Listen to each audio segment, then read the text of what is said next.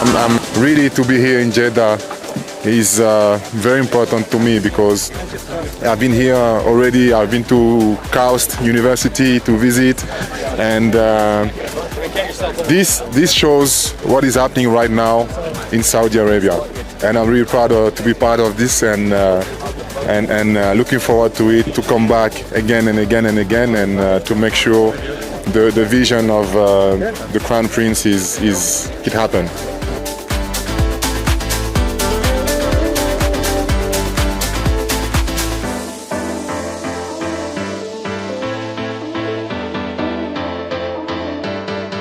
The beauty of this race is we're all trying to learn how to fly that RaceBird, right? I believe this is what makes it exciting.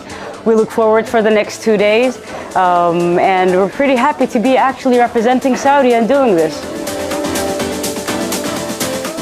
The dream become true. Now I'm representing my country, and I'm so proud to be one of the pilots who will be riding those eBirds.